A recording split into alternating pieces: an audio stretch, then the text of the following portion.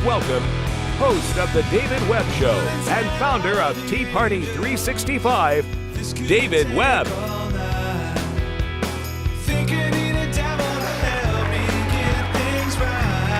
Ladies and gentlemen, please welcome National Grassroots Coordinator for Tea Party Patriots, Kelly Carrender. Ladies and gentlemen, please welcome author of Covenant for Liberty, Michael Patrick Leahy. Ladies and gentlemen, please welcome President and founder of Smart Girl Politics, Stacey Mott.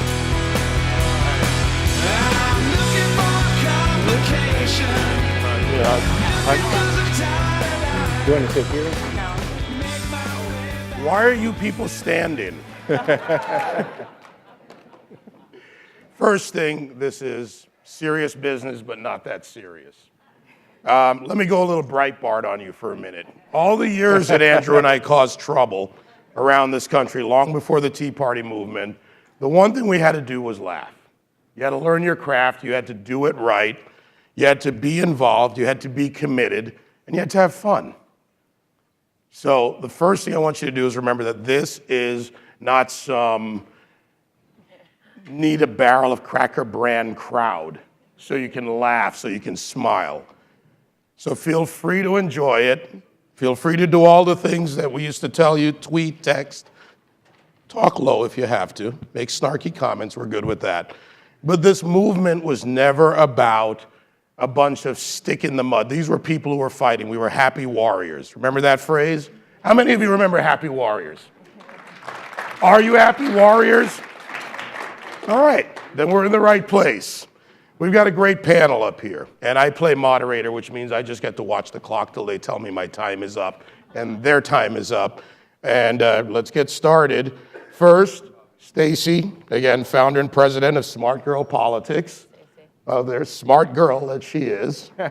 Michael Patrick Leahy, founder of TCOT, Top Conservatives on Twitter. I put up with him at Breitbart. He tells me in writing everything I do is wrong. And Kelly Carrender, who, and I'm going to pick on you a little bit, Kelly, former improv person. You're back there saying, I don't know, be yourself. Oh, okay. Be yourself and let loose. Let's get right to it, however, because we all talk about Rick Santelli's rant and how that all played out. It was a moment in America where, and I want you all to go back occasionally and watch the video. It's the people around him. People who are traders, people who are in the financial industry, people who are Americans. The people who watch America's economic progress actually sat around him and cheered, and no party registration mattered at that moment because he talked about something fundamental, very fundamental, the numbers, what it means, the redistribution, what it means. So the words are important, the video matters, and oftentimes we don't pay attention to that. But it led to why we're here right now, because it just took hold. It was one of those seminal moments. And you guys, we all of you, whether you came late to the game, days later, months later, whatever, that is the success of the Tea Party movement, because more people today and tomorrow will come to it. So let's get started. First, there was the phone call, February 20th. And let's go ladies first. It's kind of my rule. I win with that one. Go ahead and tell us what happened. You know, one of the things that we were talking about when we were prepping for the panel yesterday is how organic it was. I know that, you know, we hear the liberal media talk about how it's a Koch brothers founded, you know, movement, but I didn't hear Rick Santelli that morning. What I did hear was my email lighting up from members of SGP who we had only been around for a couple months at that point, saying, did you hear Rick Santelli? What are we going to do about this? This is you know, something we need to do. We need to take hold of this. And I had just met Michael Leahy and Eric Odom, who had been with Don't Go on Twitter. And I reached out to these guys and I said, listen, you know, this is new for us. This is not something we've done before. What do you think? What should we do? And Michael put together that first phone call, and I'll let you take it from there. But it really was an organic thing. You know, people were all over Twitter that day saying, this is the start of something. We need to do something. We need to capitalize on this. Yes, and let's start with Kelly, actually. Kelly held really the first protest on February 16th, I think it was. Yep, President's Day. But you called it the Porculus event. Right. Talk about that event. Well, because we were protesting the stimulus bill, and I went back and I was looking at my blog at the time, which don't go look at it anymore. Bloggers and their phones. I You know don't. what can I say? I love that. I don't have time to write a blog anymore. But I had said the morning of that protest that I'd organized, and I had, like many of you, never ever been involved in politics or done anything like this before. Certainly never had gone to a protest. But I wrote, "Make no mistake, the president will be signing that bill tomorrow. I have no illusions that he will actually listen to us, but maybe, just maybe, we can start a movement that will snowball across the nation and get people out of their homes, meeting each other and working together to redirect this country towards its truly radical founding principles of individual liberty and freedom." I was like, That's pretty good, isn't that? How to get a message across using humor. Remember what I said about laughing, humor, sarcasm, but to the point. Continue, though, because let's get a little bit more about this phone call out there. Michael, go ahead and talk. So we had a model of, I think you had 120 people there in Seattle that day. 120 people. And the big donation was the $300 that your parents spent on the microphone for you. Yeah, of course, it was out of the Koch brother checkbook that they had. So we had a model, and it was very interesting. Michelle Malkin had covered Kelly's protest. Glenn Reynolds, Instapundit, had covered the protest. Now, most Americans, you, I'm sure, had been unhappy with what had been going on in Washington since the TARP bailout. And I think everybody remembers what happened when President Bush famously said, I'm paraphrasing, "I have abandoned the principles of free market to save the free market." Do you remember that? Yep. Did that make any sense to you? No. No. It made sense to John McCain. It made sense to Barack Obama. And so we had an election and we lost. Well, we lost, John McCain lost. But what I knew and what Stacey knew and what Kelly knew is this, that Americans did not agree with that. There were millions of Americans who believed in constitutionally limited government, but nobody in Washington was representing us. So what we did is we started 3 separate online communities of conservatives. Eric Odom started a group called Don't Go, #Don'tGo, in that summer, which was basically telling Congress, don't go before you do your business. Then, in late November, after the election, I put up a list on Twitter. Anybody could have done it. I just put a list of conservatives who were on Twitter, because at the time, the left supposedly owned the internet. Well, they still do. Al Gore invented it. Yeah, Al Gore invented it, so how could they not? And so what happened is, I knew we had something. That list went from 25 people to 1,500 people in 72 hours. Does that tell you something? Mm-hmm. And I, of course, was trying to do this manually, and I couldn't. And so I put out a call on Twitter, and I got a couple of folks that created technology solutions, Rob Nappel, who was one of the early people in the Tea Party Patriots, and we had a list that was automatically updated. And so every day there were hundreds of people added to this. Then one of the members of that group, at the time 78-year-old Beulah Garrett from Westlaco, Texas, started suggesting, hey, we should have a hashtag. And she invented the famous hashtag now, #TCOT, which is one of the top hashtags on Twitter. That stands for Top Conservatives on Twitter. That acronym came from 78-year-old Beulah Garrett in Westlaco. Which, by the way, shows that this was not a movement of limited people. Did Beulah get her check from the Koch brothers? No, she didn't. All right, let's go through this, because I want to bring, let's start with Stacey on the other end, because this movement surprised the nation. I say it wasn't much of a surprise. You were thinking it was seething, it was simmering. What surprised you about this entire organic just growth and explosion?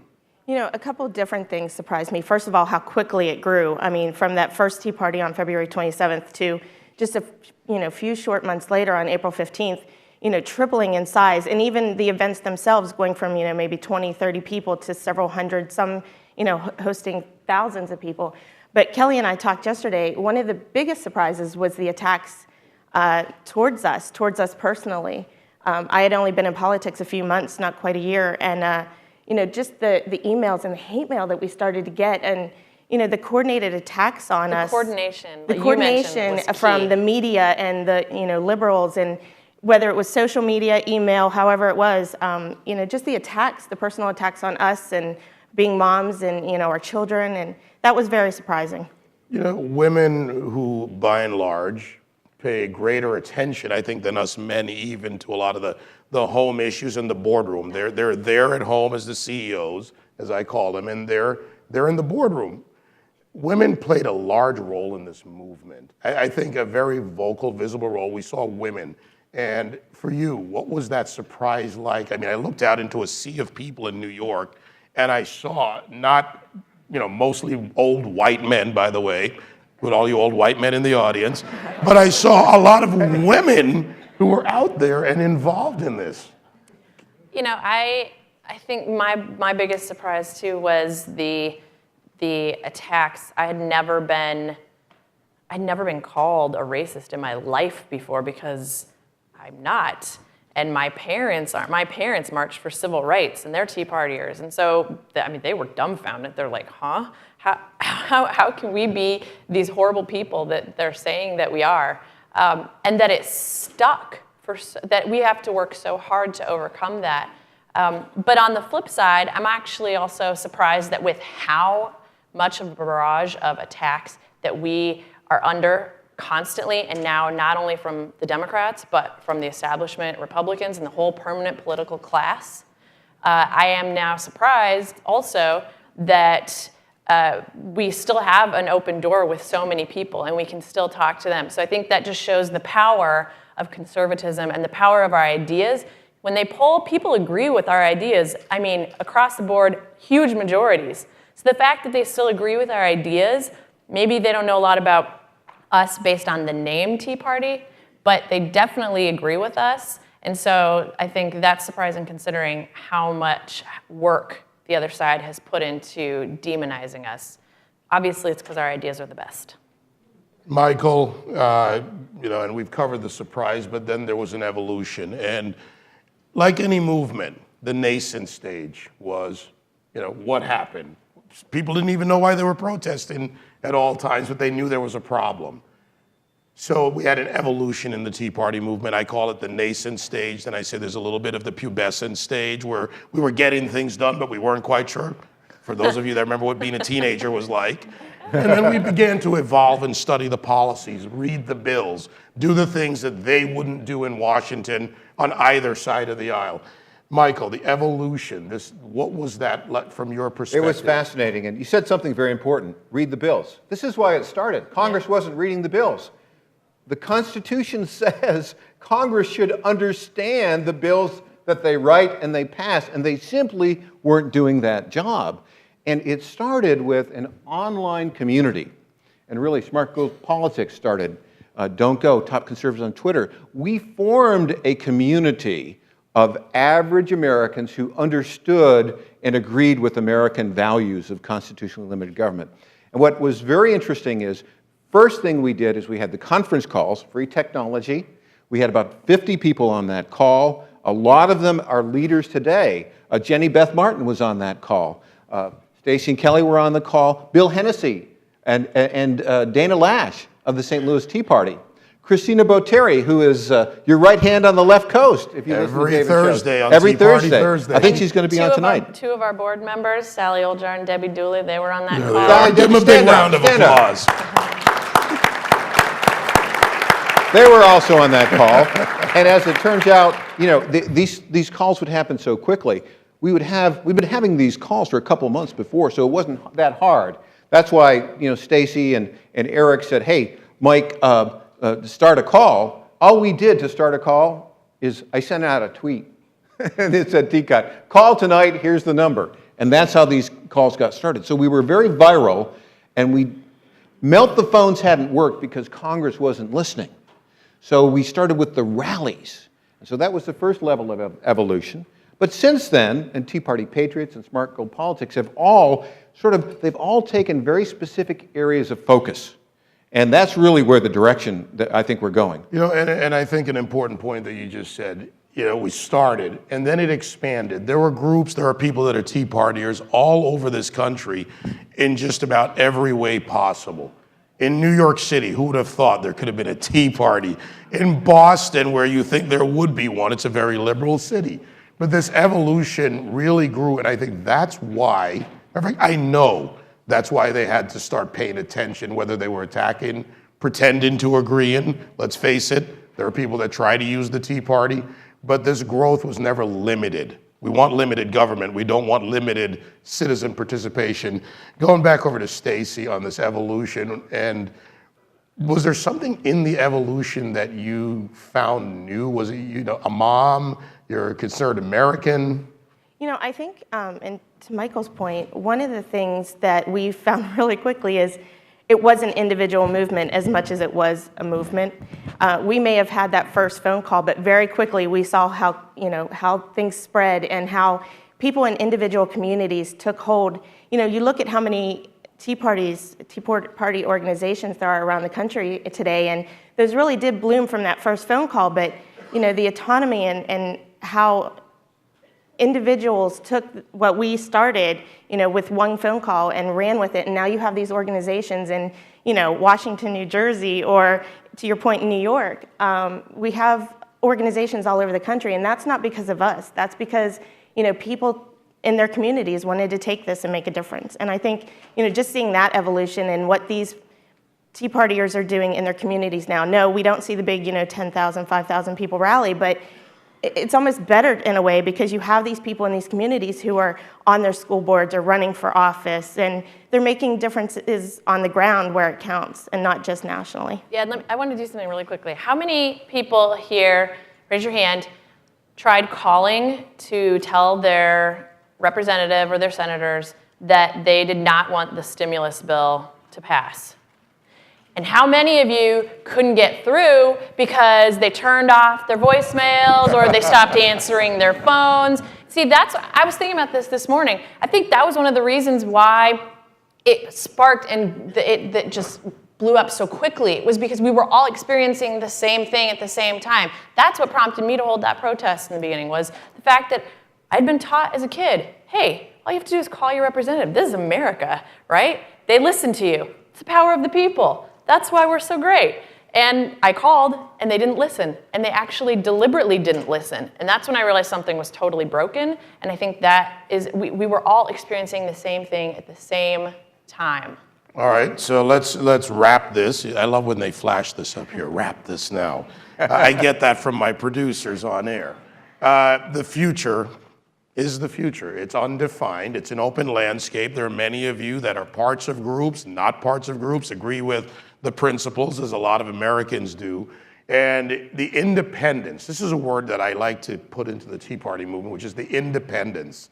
Regardless of whether they even identify with a particular group, the principles matter. So let's just go across. The lightning round, just like on my show, starting from the end with you, Stacey. What about the future of the Tea Party? Give us the 30-second future. Well, obviously, you know, as much as things have changed in 5 years, a lot of things are the same.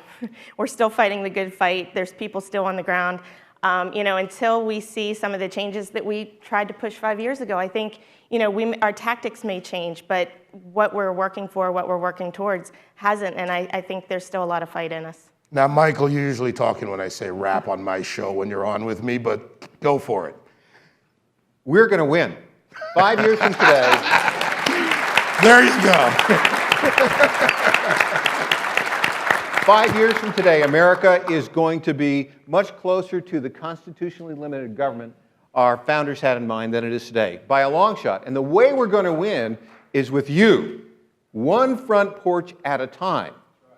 It's going to be the conservative ground game infrastructure. And we're going to win your neighborhood and your precinct, and talking person to person, face to face with your neighbors, expressing the three core values of the Tea Party movement: constitutionally limited government, fiscal responsibility, and free markets, because they agree with us. All right, now I'm going to wrap him. See what I mean? And I found him on us. All right. Kelly, by the way, another favorite on my show when we get a chance to talk. Give us your future. We Or are our going to future. be more free. And I can go back to doing improv. I have to work at this. This is your future. It's your kids' futures. Think for a second what's important. And I'm going to attach one word and walk away with this panel. They've been great. Unselfish. The Tea Party movement is about unselfish people who agree on some issues, disagree on others, debate others, but we look at something bigger than ourselves. How represented is that of the founders of this country? That they wrote a constitution that went beyond their time. And think about that for a moment. Now, how about a round of applause? Look at this panel. Average, everyday Americans who stood up. Great job, guys.